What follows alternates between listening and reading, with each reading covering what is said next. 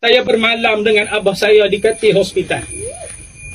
Dia berucapkan kepada saya dengan ungkapan yang terakhir. Katanya pada pukul 12 tengah malam, "Abang, abah nak tidur dah." Selama ni dia tak pernah sebut kalau dia nak tidur, dia tak pernah minta. Tapi semalam dia kata, "Abang, abah nak tidur dah abang."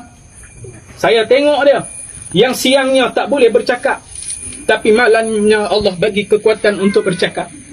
Tuan-puan yang hadir sekalian, bila dia sebut dia nak tidur, saya kata kepada abah, "Abah, sebelum abah tidur, abah sebut apa yang abang sebut.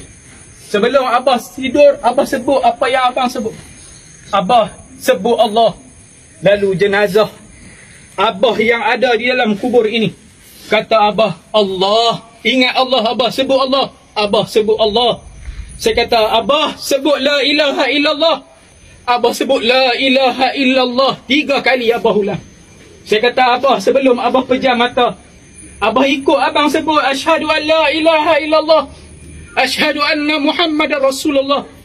Abah sebut asyhadu an la ilaha illallah wa asyhadu anna Muhammadar Rasulullah. Abah sebut sama-sama dengan saya.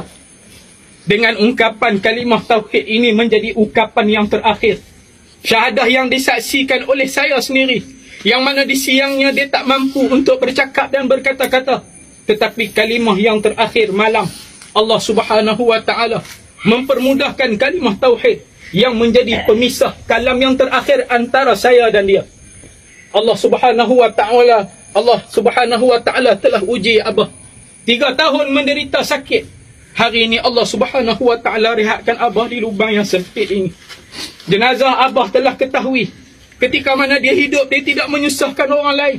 Ketika mana dia hidup, dia telah berusaha sedaya upaya untuk tidak menyusah orang lain.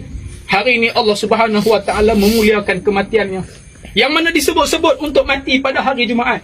Ketahuilah tuan-puan yang hidup, talqin yang dibaca bukan untuk si mati, tidak memberi manfaat kepada si mati walau 1% pun. Tetapi talqin yang dibaca ini kepada kita yang hidup, yang akan meninggalkan dunia. Hari ini kita hantar jenazah abah di sini. Hari ini kita kuburkan abah di sini. Satu hari nanti jenazah kita akan diiring oleh anak kita. Sayang macam mana pun kita kepada mak dan ayah kita, kepada anak-anak kita, tak ada siapa pun yang akan bermalam di sini pada malam ini. Kita akan tinggal berseorangan di dalam ini. Ketahuilah tuan-puan sekalian, dia telah mengetahui di mana tempatnya pada hari ini. Ketika Hasan Al-Basri berhadapan dengan satu orang wanita, yang mana wanita itu sedang menangis, yang mana kematian suaminya.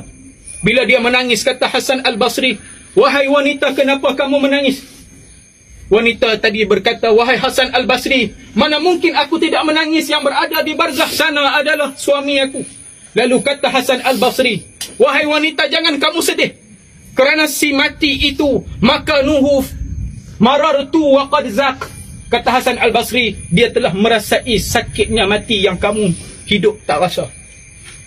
Lalu kata Hasan Al-Basri, "Wajhul malakatul maut wa qad ra'a."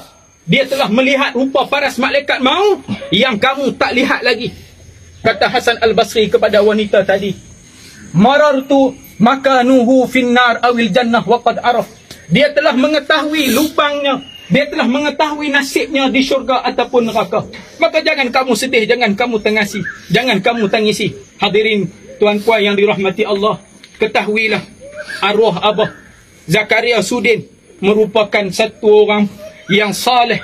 Ketika mana dia hidup, dia melazimi ketaatan di atas muka bumi Allah. Sehingga kan hari terakhir tadi saya berada di hospital, datang satu orang makcik cleaner bertemu dengan saya. Kata makcik tadi kepada saya, "Adik, tolong cerita kepada makcik, apa rahsia jenazah abah? Apa rahsia abah ketika dia hidup? Apa rahsia yang dia lakukan? Apa amalan yang dia buat ketika hidup, sehingga Allah muliakan dia mati pada pagi Jumaat ini?" Semalam tuan-puan saya bisik kepada abah, saya jaga dia daripada pukul 9 malam sampai pukul 4 pagi. Saya kata kepada abah, malam ni malam Jumaat abah. Abah dengar abang baca Quran ni abah. Abah hangguk. Abah dengar abang baca abah. Abah hangguk. dia dengar saya baca Quran, sehingga lama kelamaan dia ungkapkan kepada saya, Abah nak tidur. Barulah saya ajarkan kepada Abah mengucap.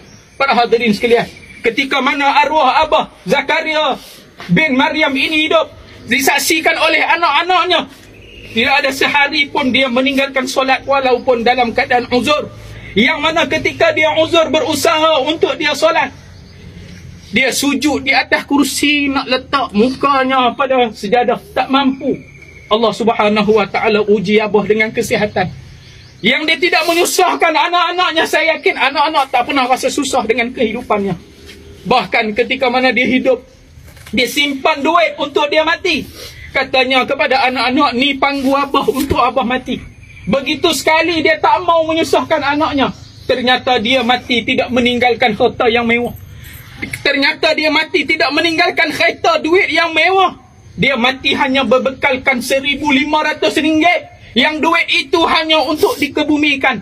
Pesan kepada anak, ni duit mati Abah. Duit ni bila Abah mati, gunakan untuk kematian Abah. Hari ni tuan-puan sekalian, apa kita sibuk dengan dunia? Rumah yang kita ada, anak-anak yang kita ada, yang menipu kita sehingga mana kita berada di alam barzakh ini. Ketahuilah, apabila kita berada di alam barzakh ini, roh yang soleh berkata-kata kepada Allah. Ketahuilah, kubur yang kita pijak ini, dia berkata-kata kepada jasad, kepada roh yang berada di dalamnya. Roh orang mukmin, apabila hari ini hari kematian, diusung masuk ke alam ini, masuk ke alam barzakh, roh akan berkata-kata kepada jenazah itu, ana baitut turab, selamat datang, ahlan wa sahlan, selamat datang roh yang soleh. Aku ni rumah tanah, kata roh. Kamu meninggalkan rumah yang berdindingkan simen, kamu meninggalkan rumah yang berbumbungkan atap besi. Hari ini kamu duduk di dalam tanah yang ketika hidup kamu tak mampu nak sujud di atas muka bumi tanah, yang ketika hidup kamu lari daripada tanah. Tapi hari ini, inilah rumah kamu. Roh berkata-kata, ana baitut turab, selamat datang roh yang soleh.